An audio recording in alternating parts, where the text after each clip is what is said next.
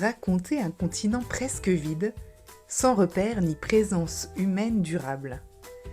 L'Antarctique fascine autant qu'il déroute entre imaginaire, science et abstraction.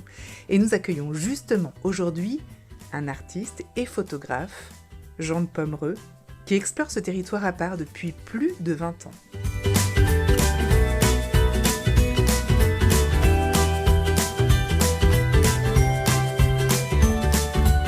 Bienvenue dans ce podcast du Courant pour une écologie humaine. Vous trouverez ici des initiatives et des réflexions qui visent à construire un monde plus bienveillant et solidaire.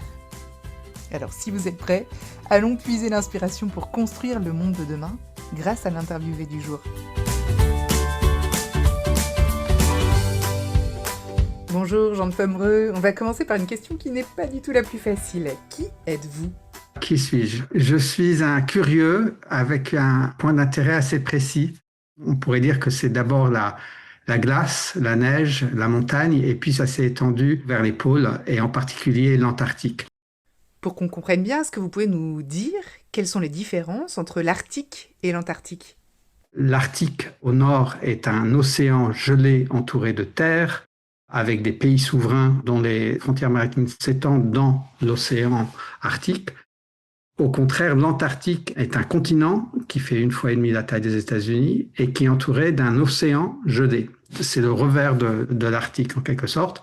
Et cet océan a été historiquement une barrière qui a renfermé l'Antarctique sur elle-même. C'est un continent inhabité jusqu'au début du 19e siècle. Et c'est ça qui me fascine.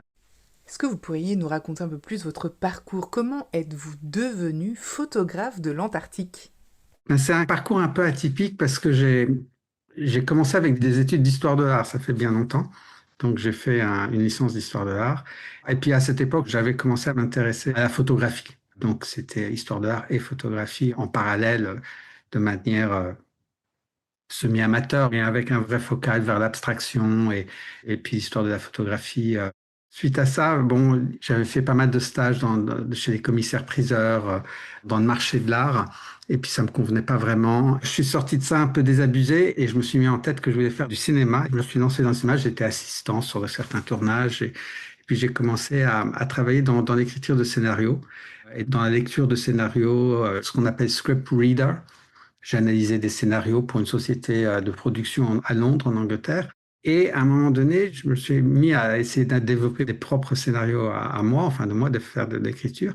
Et je suis tombé sur ces histoires de la conquête des pôles, en fait. Il y a toute une panoplie d'histoires extraordinaires qui tournent autour de l'Arctique, mais aussi de l'Antarctique et de la course vers le pôle Sud. Et assez naïvement, je me suis mis en tête de produire un film sur la conquête du pôle Sud. Chose qui n'a pas été faite, cette histoire du pôle Sud, ça remonte à 1910, 1911. Et il y a eu un film entre-guerres. Ensuite, il y a eu une ou deux séries télé, mais il n'y a pas eu de grands films sur le sujet. Donc, j'ai écrit ce scénario, j'ai commencé à l'envoyer à droite et à gauche. Et il faut savoir que cette conquête du pôle Sud, il y a deux équipes, deux explorateurs qui essayent de faire la même chose au même moment. C'est le Norvégien Roald Amundsen et l'Anglais Robert Falcon Scott. Donc, en fait, je me suis tourné vers la Norvège pour essayer de produire le film. J'ai eu un réalisateur qui s'y intéressé, producteur. Enfin bref, le projet est allé assez loin, mais finalement est tombé à l'eau. Et j'étais un peu désabusé. J'ai essayé de faire d'autres scénarios. Enfin bref, l'histoire n'a pas vraiment fleuri.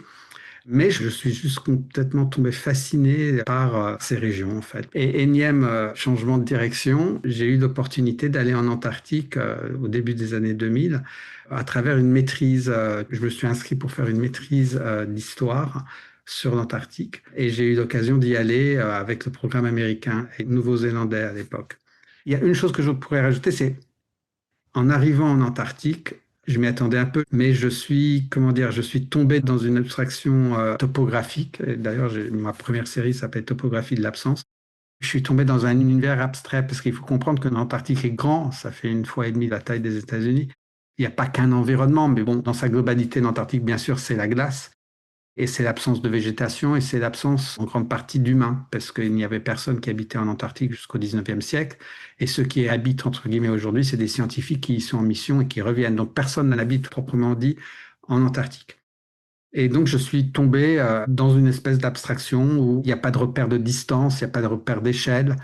Et ça m'a complètement fasciné, en fait. Mon intérêt pour l'abstraction a rejoint mon intérêt pour l'Antarctique et voilà. Comment est-ce que vous avez fait pour réussir à embarquer pour l'Antarctique? En fait, je me suis toujours débrouillé, c'est encore une fois assez atypique, comme je suis pas scientifique, j'ai réussi, comment dire, c'est un peu par opportunité, par rencontre, etc. Mais au départ, c'était en rendant service quelque part. Alors, il y a deux façons d'aller en Antarctique. On peut y aller à partir de l'Amérique du Sud. Maintenant, il y a de plus en plus de croisières où on paye son billet et puis les bateaux deviennent de plus en plus luxueux, etc. Ça m'intéressait pas énormément. Je l'ai fait une fois comme guide, mais c'était pas mon intérêt principal. Mon intérêt, c'était vraiment d'aller avec des expéditions qui étaient là-bas pour la recherche et aussi pour les arts. Donc j'ai vite compris qu'en fait, si je voulais me joindre à ce type d'expédition, il fallait que je leur rende service en fait et que je leur sois utile. La réponse a été d'y aller comme photographe pour documenter des choses spécifiques et aussi d'écrire des articles sur la recherche nationale de différents pays. Et la deuxième fois que j'ai été, c'était sur la péninsule antarctique au sud de l'Amérique du Sud. J'ai accompagné un journaliste du Financial Times. J'y suis allé en tant que photographe. J'y suis allé 6 fois jusqu'à présent. La troisième fois que j'y suis allé, je me suis proposé encore une fois comme photographe pour un projet artistique qui s'appelait Stellar Axis, qui était l'œuvre d'une américaine qui s'appelle Lita Albuquerque. Et en fait, c'est le plus grand projet artistique, la plus grande installation qui a jamais été faite en Antarctique, ce qu'on appelle du land art. Et donc, ce projet consistait à créer une carte des étoiles sur la banquise, sur la glace. C'était une carte des étoiles avec 99 sphères bleues aquamarines, bleu clin pour ainsi dire, et qui étaient réparties sur la glace exactement comme les constellations le jour de la solstice d'été, donc le 21-22 décembre dans l'hémisphère sud, jour où on ne voit pas les étoiles. C'est la saison où il fait jour 24 heures sur 24. Son idée, c'était de prendre ces étoiles qui sont là, qu'on ne voit pas, et de les déposer sur la banquise. C'était un geste magnifique, un peu à la Christo ou à la James Turrell. Je lui ai écrit une lettre quand j'ai entendu parler de ce fou projet. Ça faisait 3 ans qu'elle essayait de le monter. Et on est parti avec une équipe de 5. Les sphères sont parties en bateau longtemps en avant parce que c'était assez volumineux. 99 sphères qui variaient entre 30 cm et 90 cm. Il n'y avait personne pour le voir. C'est ça, le paradoxe de ce truc. C'est que on faisait cette installation. Bon, il y avait des gens de la base sur laquelle on résidait qui sont venus voir, mais il n'y avait pas vraiment de public. Tout reposait sur mes photos et puis un documentariste vidéo. Et je me souviens de lui avoir dit, mais si ça sort pas dans l'année, si on n'en parle pas dans l'année qui suit, il va être oublié ce projet. En fait, c'est le contraire qui s'est passé. On n'en a pas beaucoup parlé, effectivement. Et puis, petit à petit, les gens en ont entendu parler, puis le livre est sorti et le projet a vraiment connecté avec le monde de l'art et le monde du land art. Donc voilà, je continue. Là, j'en suis à 3 expéditions. Ensuite, c'est une compagnie américaine qui était une des pionnières dans le tourisme en Antarctique et qui affrétait un énorme brise-glace russe pour amener des clients et des passagers. Mais c'était un bateau qui n'était pas du tout un bateau fait pour le tourisme de luxe. C'était très basique. C'était vraiment un bateau utilitaire qui était basé en Arctique pour le reste de l'année. Et là, j'étais artist in residence, artiste en résidence, et puis j'ai fait des cours et des conférences, etc. Ça aurait pu être une croisière comme une autre, mais en fait, il s'est avéré que ça a été une croisière assez incroyable, qui a duré un mois. On a battu des records de par l'accès que ce bateau très puissant nous a donné. La 5e fois que j'y suis allé, ça c'était très intéressant. Probablement le voyage le plus marquant pour moi en Antarctique. J'ai accompagné une expédition chinoise pour faire un reportage sur les activités dans le cadre de ce qu'ils appelaient l'année polaire internationale 2007-2008, qui était un vaste effort de coordination des recherches polaires des 2 pôles arctique et antarctique. C'était la 3e année polaire, il y en a eu 2 précédentes. C'est une opération de coopération internationale et de bonne entente, en fait. Celle-ci était la 4e. La 3e année polaire internationale s'est passée en 58, en plein cœur de la guerre froide. Et c'était une époque où les scientifiques soviétiques et américains collaboraient quand même dans le cadre de l'Antarctique et de l'aspect géopolitique et paix que représente l'Antarctique. Donc, à travers cette année polaire internationale, je travaillais pour une organisation à Bruxelles qui s'appelle la Fondation polaire internationale. Donc, j'avais une crédence. Mais je me suis présenté aux Chinois et après une minute de négociation, ils ont accepté de m'embarquer. J'ai fait une série de documentaires. Je suis parti avec eux 1 mois et demi. Et c'est une expérience que je suis en train d'essayer de répéter l'année prochaine, presque 20 ans plus tard en fait, dans un contexte géopolitique beaucoup plus compliqué qu'à l'époque. Et voilà. Et puis la 6e, la dernière fois que je suis allé, ça remonte à assez longtemps, c'était en 2017. C'était une expédition artistique, c'est assez rocambolesque. Un sponsor russe qui a affrété un bateau pour amener une trentaine d'artistes en Antarctique qu'il invitait. Et c'était des artistes du monde entier. Ça s'appelait l'Antarctic Biennale, donc la Biennale Antarctique. J'ai embarqué sur ce bateau en tant qu'artiste et on a passé, c'était juste 2 semaines en Antarctique et c'était assez loufoque et très intéressant au point de vue artistique. Concrètement, aujourd'hui, quels sont les moyens existants pour atteindre l'Antarctique? D'abord, il y a deux possibilités, c'est le bateau et l'avion. Les brisées, c'est ce qu'il y a de plus fréquent. Mais par exemple, les Américains ont des liens aériens. Alors, c'est pas des vols fréquents, mais donc il y a la possibilité d'y aller d'Amérique du Sud, donc Ushuaia ou Punta Arenas. Ensuite, il y a la Nouvelle-Zélande. C'est de là que le programme américain opère leurs bateaux et leurs avions, parce qu'eux, ils ont un programme qui représente 50% des activités scientifiques en Antarctique et logistiques en Antarctique. Donc, ils sont aussi gros que toutes les autres nations mises ensemble. Ensuite, il y a l'Australie, Hobart en Tasmanie ou Fremantle à l'ouest de l'Australie. Et ensuite, dernièrement, il y a Cape Town en Afrique du Sud. Donc ça, ce sont les portes d'accès à l'Antarctique, pour ainsi dire. Mais bon, la plupart des scientifiques et de la logistique, et puis bien sûr du tourisme, vont en Antarctique en bateau. Les ponts aériens sont en train de se développer. Le problème, c'est de trouver des endroits pour atterrir en Antarctique. Peut-on remonter un peu dans le temps et pouvez-vous nous raconter un peu depuis quand on a des images de l'Antarctique? En fait, elle remonte, cette culture visuelle, à la cartographie d'abord, et à la cartographie grecque et romaine. Donc ça remonte très loin, longtemps avant la découverte de ce continent. Des cartographes comme Ptolomée, qui habitait Rome, qui était un géographe, estimaient qu'il devait y avoir une terre ou un continent au sud de notre planète Terre pour contrebalancer les continents et les terres connues de l'hémisphère nord. Ils partaient déjà sur l'idée que la Terre était ronde. Ils portaient énormément d'importance à la symétrie. Ils estimaient qu'il devait y avoir quelque chose, une terre ou un continent au sud. Donc déjà, l'Antarctique apparaît dans l'imaginaire cartographique très très tôt. Et ça, c'est repris au Moyen Âge par Mercator, etc. Et puis l'école de Dieppe, entre autres, l'école cartographique de Dieppe en France. Donc c'est des cartographies qui datent du 15e, 16e siècle, où on voit apparaître ce continent mythique. Et donc c'est visuel parce que ce sont des cartes. Dans certaines représentations, c'est un espace blanc ou vide. Terra Australis, c'est incognita. Dans beaucoup de cartographies d'école de Dieppe, on voit des peuples, on voit des dragons, on voit enfin, toutes sortes de créatures incroyables. Donc il y a l'histoire visuelle pré-exploration, pré-découverte en fait. Ensuite, la première expédition à être passée au-delà du cercle polaire, à 60 degrés sud à peu près, c'est l'anglais James Cook, qui à la fin du XVIIIe siècle a fait plusieurs tours du monde, très connus dans l'histoire de la navigation et des découvertes navales, et est descendu suffisamment au sud pour aller au-delà du cercle polaire et pour rencontrer la banquise et les icebergs. C'était le premier avec ses bateaux à voir des icebergs. Un iceberg est créé par un glacier. C'est pas de la banquise, c'est pas de la mer gelée. Un iceberg, ça vient d'un glacier. Qui dit glacier dit terre, parce que les glaciers n'originent que sur la terre, ce qui voulait dire qu'il y avait au moins des îles. Mais vu la taille des glaçons, comme il les appelait, il a estimé qu'il devait y avoir quelque chose de très grand et peut-être un continent, mais qu'il n'enviait pas ceux qui allaient le suivre dans ses pas et rencontrer ce monde frigide et dangereux et qui n'apportera rien. Je paraphrase sa description. Et donc, il y a eu ces premiers dessins d'iceberg, parce que dans ces premières expéditions marines, il y avait toujours un artiste à bord pour documenter ce qu'ils allaient rencontrer, parce qu'ensuite, bon, il est allé en Australie, en Nouvelle-Zélande, donc il y avait beaucoup de choses à représenter. Donc ça, c'est les premières images de morceaux de l'Antarctique, on peut dire. Et ensuite, on a la découverte de l'Antarctique en 1820 par l'amiral von Bellinghausen, qui est russe. Et il y a un peu de controverse sur ce sujet parce qu'il y a aussi un Américain et un Anglais qui naviguaient par là à la même époque. Et suivant les interprétations, on peut dire que c'est l'Américain. Mais le plus souvent cité, c'est Bellinghausen en 1820.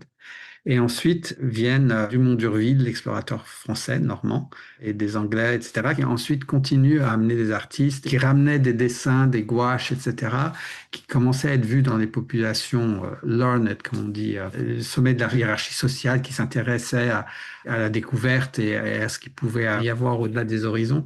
Donc cet univers-là était fasciné par ces dessins qui revenaient. Et puis ensuite, la photographie arrive à la fin du 19e siècle. Et la photographie est très importante parce que c'est un art de reproductibilité. Donc, les négatifs qui étaient ramenés pouvaient être ensuite développés et reproduits dans les journaux, etc. Et ça, c'était vraiment la grande époque où le monde occidental a découvert ce qu'était qu'un manchot. Il y a une grande porte ouverte vers la compréhension et la visibilité de l'Antarctique. Ces explorateurs ramenaient les images photographiques, ensuite donnaient des conférences où ils exposaient les images avec ça s'appelle des lantern signs, des projecteurs de l'époque qui marchaient au gaz.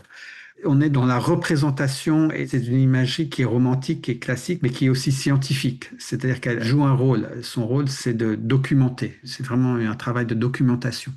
Et ça continue jusqu'aux deux guerres. Et suite à la Deuxième Guerre mondiale, il commence à y avoir des artistes qui descendent là-bas, non pas simplement pour représenter, mais pour exprimer l'Antarctique quelque part. Et ça commence à arriver après-guerre. Un des plus connus, c'est le peintre australien Sidney Nolan, qui est pas très connu en Europe, mais qui est un des plus grands artistes australiens. Donc là, on passe vers autre chose, on passe vers un rapport instinctif à ce continent. Puis le troisième développement, c'est l'utilisation de l'Antarctique comme toile de fond, justement pour des projets de land art, comme celui de Dita Albuquerque, qui est assez pionnier.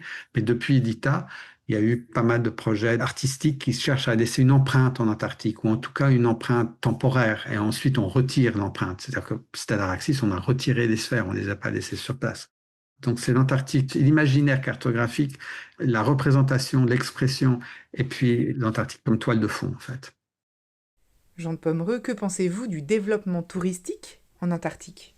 La question du tourisme en Antarctique a plusieurs dimensions. Il y a l'aspect presque géopolitique, il y a l'aspect environnemental, il y a l'aspect du droit au voyage, etc. Donc c'est compliqué.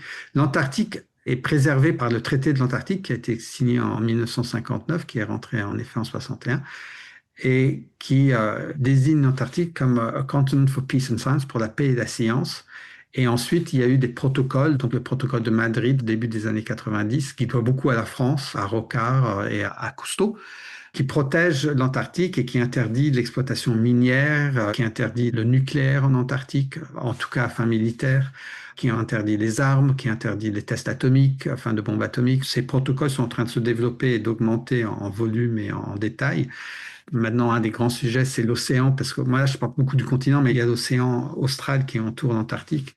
Autant l'Antarctique est vide de vie, autant l'océan est riche et foisonnant de vie marine, et dont une petite crevette qui s'appelle le krill. Alors, on peut remonter, mais l'histoire d'Antarctique, au départ, il y a des explorateurs, mais aussi il y a des phoquiers et des baleiniers qui sont descendus vers cet océan austral et qui ont presque décimé la superfaune des baleines et des phoques, etc. Ça remonte au 19e siècle. Ensuite, ça a été interdit, et maintenant, c'est absolument interdit par les protocoles.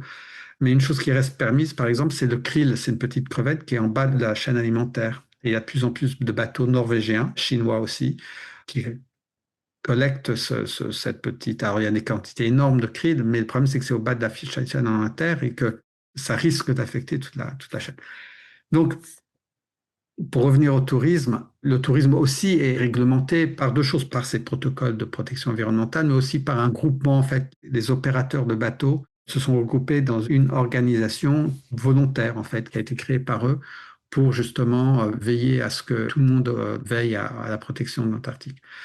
95% des bateaux et du volume de tourisme antarctique opèrent du port de Ushuaia, au sud de l'Amérique du Sud. C'est là que l'accès à l'Antarctique est le plus court parce qu'on traverse le passage du Drake en à peu près 2 jours et demi, 3 jours. On quitte Ushuaia et on arrive en Antarctique sur la péninsule qui est en fait une continuation des Andes, qui est lié quelque part à l'Amérique du Sud. Et c'est un univers de montagnes magnifique, de romantisme, des glaciers qui se déversent dans la mer. C'est là qu'il y a le plus de faune, le plus de manchots, le plus de baleines. Enfin, c'est un monde foisonnant qui est pas du tout vide ou abstrait, en fait. Moi, quand je parle d'abstrait, c'est plutôt le reste du continent et l'intérieur. Mais là, c'est la partie la plus foisonnante du continent. Et donc, qui correspond bien aux attentes de tourisme. Donc, quelque part, ça va ensemble, c'est plus accessible, c'est l'endroit le plus accessible, et puis c'est l'endroit qui offre le plus d'opportunités de voir la faune et de photographier, etc., etc.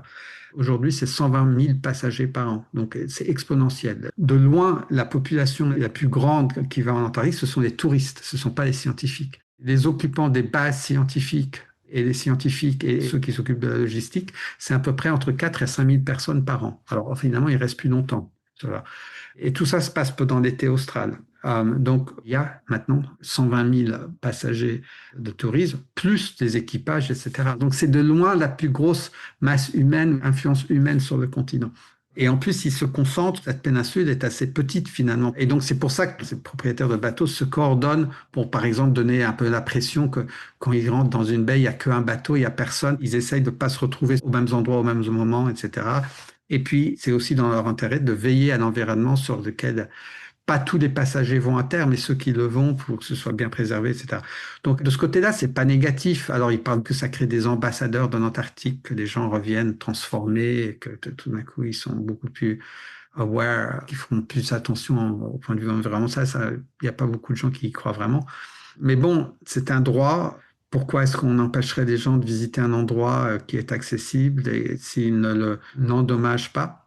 Par contre, il faut aller à Ushuaia. Donc, la plupart des passagers viennent aujourd'hui des États-Unis, de Chine, d'Europe.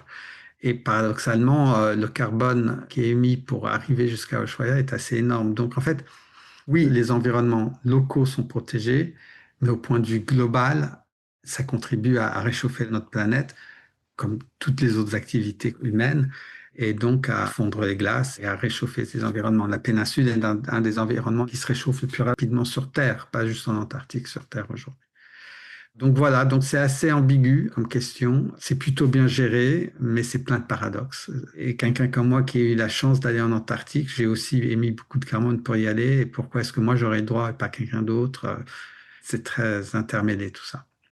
En fait, par qui et comment est gérée l'Antarctique aujourd'hui? L'Antarctique n'a pas de population indigène, n'a pas de population native. Si on déroule le fil de l'histoire, c'est pour ça que finalement on arrive au traité de l'Antarctique qui a été signé en 59.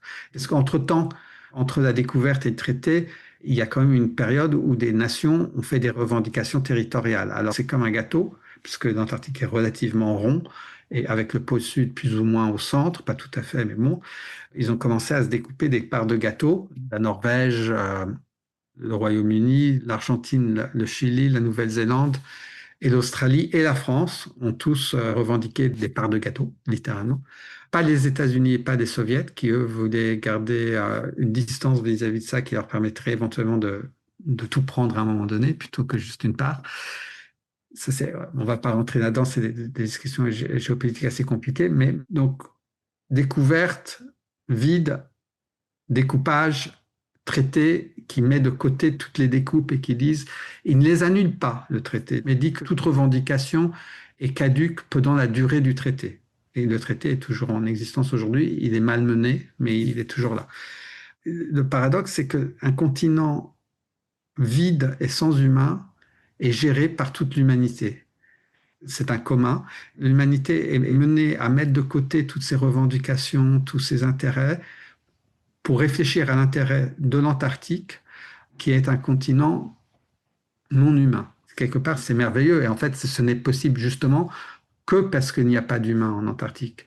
C'est seulement à travers cette réalité qu'on arrive à créer un traité pionnier qui a ensuite inspiré le traité de l'espace pour réfléchir à la conservation de l'Antarctique et à ce bien commun, en fait. C'est un continent qui réunit les humains de par son non-humanité.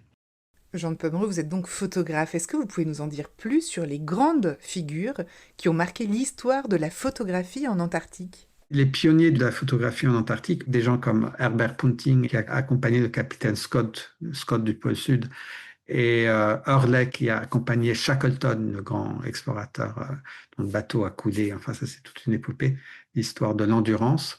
C'était des photographes professionnels, c'était les premiers photographes professionnels, c'était des gens qui faisaient des reportages dans le monde entier, mais qui travaillaient avec des plaques de verre encore. Donc c'est dingue ce qu'ils ont fait au point de vue logistique et complexité. Ils établissaient des chambres noires sur leurs bateaux ou sur les bases terrestres dans lesquelles ils opéraient. C'était quelque part des héros de la photographie. Enfin, techniquement, c'était très, très compliqué ce qu'ils faisaient. Ils devaient recouvrir les négatifs avec des solutions sans que ça gèle. Enfin, alors aujourd'hui, c'est tellement plus simple. Bon, ça peut être compliqué quand il fait très froid pour les doigts, etc.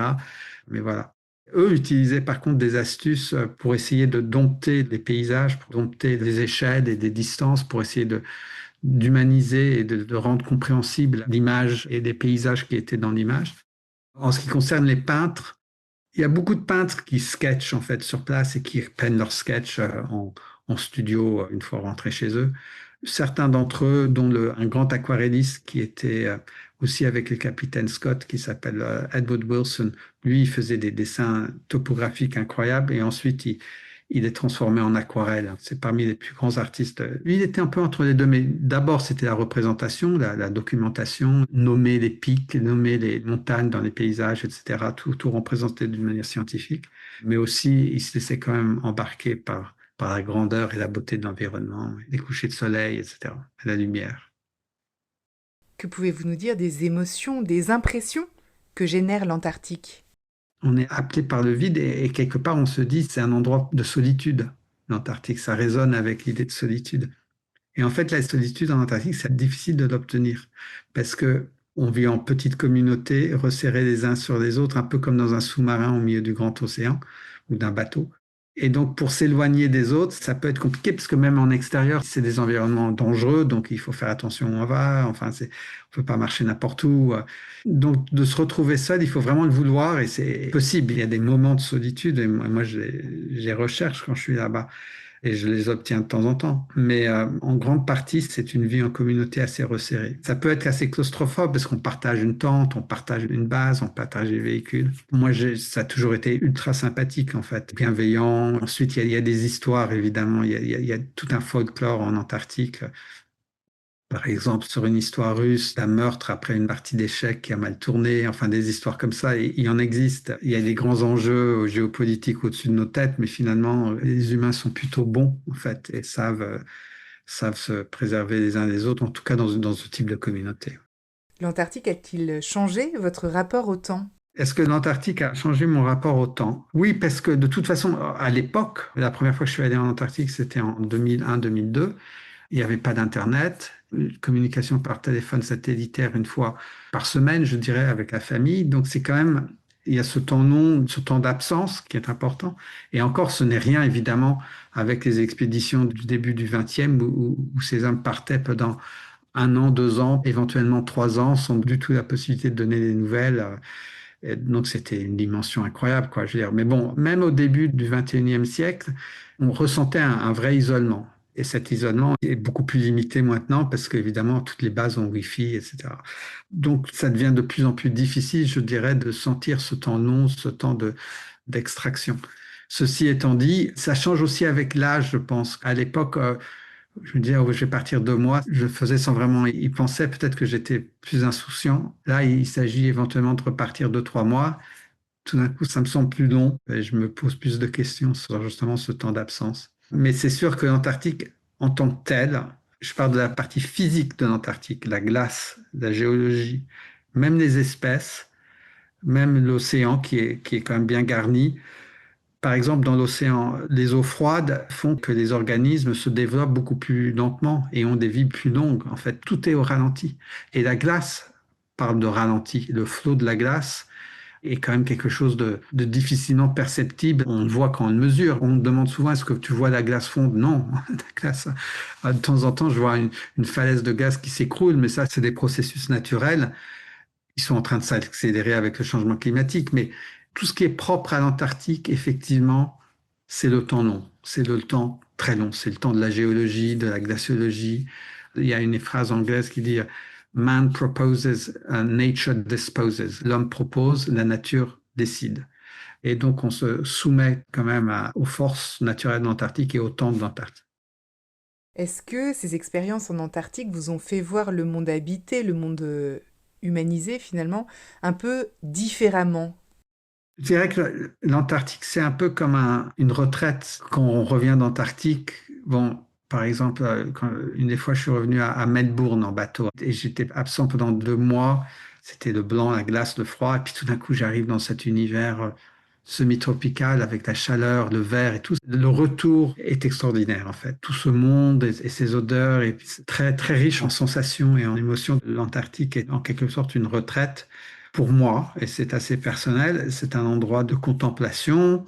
On en revient au temps où on a le temps de contempler le monde, un monde qui a été distillé, qui a été rasé, où on n'a plus la richesse biologique, où la faune et la flore ont été repoussées par le continent, par la glace. Et donc, on est face à un vide qui peut se comparer à une église cistercienne, peut-être, je ne sais pas, mais c'est ce genre d'espace, en fait. On laisse la complexité dehors pour se focaliser sur la simplicité, en fait. Qu'est-ce qui a provoqué votre envie de prendre soin de l'Antarctique? Quand on aime quelqu'un ou quelque chose, on a envie de le préserver. C'est aussi simple que ça. Ceci étant dit, je ne sais pas comment. Je vous ai parlé, par exemple, par rapport au tourisme, du fait que les compagnies maritimes se sont mises d'accord pour opérer ensemble en harmonie et puis pour préserver des environnements locaux. C'est très important et c'est très, très bien qu'ils fassent ça. C'est crucial que quand ils déposent des passagers sur une plage, quand ils quittent la plage, il faut que ce soit comme s'ils n'avaient pas été là. Ça, c'est la règle de base et elle est très, très importante. Et ça s'applique d'ailleurs aux scientifiques aussi. Donc ça, c'est très important. Ensuite, la plus grosse menace sur l'environnement antarctique, c'est la température de l'océan qui entoure l'Antarctique, parce qu'en fait, quand l'océan se réchauffe, il attaque en fait les banquises par en dessous et commence à affaiblir la structure glaciaire de l'Antarctique. Je ne veux pas être trop technique, mais donc il y a la température de l'océan austral et puis il y a l'atmosphère. En dessous de 0 degré, on a de la glace, au-dessus, on a de l'eau. Et la péninsule antarctique, j'ai pas mal parlé, qui est au sud de l'Amérique du Sud, est un des endroits au monde qui se réchauffe le plus, qui s'est réchauffé depuis 150 ans d'à peu près 5 degrés. C'est énorme. Le changement climatique ou le réchauffement planétaire ne s'opère pas de manière égale sur toute la planète. Il y a des zones où le réchauffement est plus condensé, et c'en est une. Donc là, il s'agit simplement de température de l'eau et de température de l'atmosphère pour essayer que cette glace ne se transforme pas en eau, avec tout ce qui en déroule pour les espèces, etc., pour la faune, la flore, à tous les points de vue. Et ensuite, bien sûr, pour le niveau des océans globaux. Donc en fait, c'est un cliché de le dire, mais il faut quand même le dire, on est tous dépendants, on a tous une relation à l'Antarctique. On a tous une relation directe, nos actions ont une relation directe avec la cryosphère, le monde des glaces, que ce soit dans les Alpes ou en Antarctique ou en Arctique. Chaque millième d'émission que l'on émet rentre dans ce système et contribue au réchauffement de notre planète. Donc, en fait, encore une fois, on est complètement liés en tant qu'humanité globale et intégrée et interconnectée à cet environnement. C'est de ça qu'on parle, en fait. C'est que ce continent distant et quelque part invisible est intimement interconnecté avec nous et nos actions de tous les jours. Pourriez-vous nous en dire un peu plus sur votre travail artistique? Mon travail artistique a commencé à travers ces expéditions. Comme je l'ai dit, je recherche l'abstraction. Ça a toujours été des prises de vue. Jusqu'à il y a quelques années où mon travail devenait de plus en plus abstrait, de plus en plus blanc. Et justement, ne s'engageait pas beaucoup sur les questions climatiques. C'était plus naïf, plus simple. Je contemplais, j'enregistrais et l'imagerie devenait de plus en plus abstraite jusqu'à un moment où je me suis quand même dit, mais je suis un peu arrivé au but de ce travail. Et puis en même temps, j'avais découvert à travers mes recherches historiques des images aériennes de l'Antarctique qui ont été prises dans les années 60 et 70 pour cartographier l'Antarctique. Donc c'était des avions équipés d'appareils pour des prises de vue verticales et puis obliques. C'était des grands négatifs de 20 cm sur 20 cm. Il balayait le continent, il enregistrait la topographie photographiquement. Et ensuite, ces images étaient utilisées pour la cartographie. Ça a duré un certain temps. Sont arrivés les satellites. Toute cette imagerie est devenue inutile. Et heureusement, a été quand même scannée à haute résolution. Mais on parle de centaines de milliers de photos uniquement à but de cartographie. Mais c'est des images qui, pour les plus belles, sont magnifiques, en fait, justement d'abstraction, etc. J'étais fasciné par ça et en même temps, je me suis dit, mais comment commencer à parler de ce changement climatique? Si je vais vraiment continuer à travailler sur l'Antarctique, ou alors j'oublie l'Antarctique et je me focalise sur quelque chose d'autre, mais si je veux continuer à me focaliser sur l'Antarctique, il faut quand même, à un moment donné, s'engager à une réflexion sur ce qui se passe au point de vue environnemental. Et donc, m'est venue l'idée d'imprimer ces images et puis de commencer à faire un travail de recomposition, de déchirure, de collage, de superimposition et à recréer des paysages en utilisant ces images et en les combinant d'une façon poétique, non littérale, parce que le changement climatique, d'abord, il est difficile à voir, il est plus visible dans le data. Le changement climatique, c'est la fréquence de la fonte. Donc moi, je voulais commencer à évoquer ces changements et cette transformation de la topographie de l'Antarctique et de la cryosphère, mais d'une façon non littérale, plus poétique, plus évocative. Donc j'ai exposé il y a quelques années à la Galerie Guénion à Paris. Souhaitez-vous alerter vos contemporains au sujet du changement climatique? Je me sens pas bien placé pour commencer à dire aux autres comment il faut faire. C'est ça, c'est quelque chose. Je me sens plus à l'aise de dire voilà ce qui se passe. Alors c'est un peu facile, vous me direz, mais bon, c'est comme ça. J'ai pas vraiment de leçons à donner. Je vis en France et je fais partie des gros émetteurs au point de vue global, c'est clair. Mais qu'est-ce que j'ai envie de dire? J'ai envie de dire, prenez conscience, au moins prenez conscience. Au moins, dans vos actions, quand vous faites quelque chose de polluant, au moins sachez-le, quoi. Au moins, ne l'ignorez pas. Enfin, ne faites pas comme si de rien n'était. Ça me rend fou, en fait. C'est pas pour vous dire vous êtes une bonne personne, une mauvaise personne, etc. Mais au moins, prenez conscience de ce que vous faites. Si vous deviez décrire l'Antarctique en un mot, quel serait-il? Distillation. Un mot, ce serait distillation. C'est un endroit qui aide à libérer les nœuds, qui simplifie, qui distille, qui ramène à l'essentiel, en fait. À la recherche d'un état premier, en fait. Voilà. Avez-vous un dernier message pour ceux qui nous écoutent aujourd'hui, Jean de Pomereux? L'Antarctique aide quand même à faire la part des choses et à se poser des questions sur ce qu'on a besoin et sur ce qui est essentiel, en fait. Et donc, la call to action, c'est faites le tri, quoi. Est-ce qu'on a vraiment besoin de tout ça tout le temps? Je parle de tout ce que le monde contemporain nous envoie à la figure et demande de nous. Est-ce que tout ce mouvement, ces photos, enfin, est-ce qu'on a besoin de tout ça? Finalement, l'Antarctique m'aide à distiller, à essayer de mettre de côté. Alors, vous regardez derrière, c'est un peu le bordel dans mon bureau. Donc, je ne sais pas tout à fait arriver, mais j'ai beaucoup de choses. Mais j'ai quand même mon rapport à mon sujet, à l'Antarctique, c'est une recherche de tri, de recherche de l'essentiel. Merci Jean de Pomereux pour cette magnifique plongée en Antarctique, source inépuisable d'inspiration pour votre art. Merci également de nous inviter à faire le tri sur ce qui est vraiment nécessaire dans nos vies. Chers auditeurs, merci de votre écoute. Si vous avez apprécié cet épisode, n'hésitez vraiment pas à le partager autour de vous. Pour suivre nos actus ou vous abonner à notre newsletter, on vous donne rendez-vous sur www.écologiehumaine.eu. À très bientôt donc.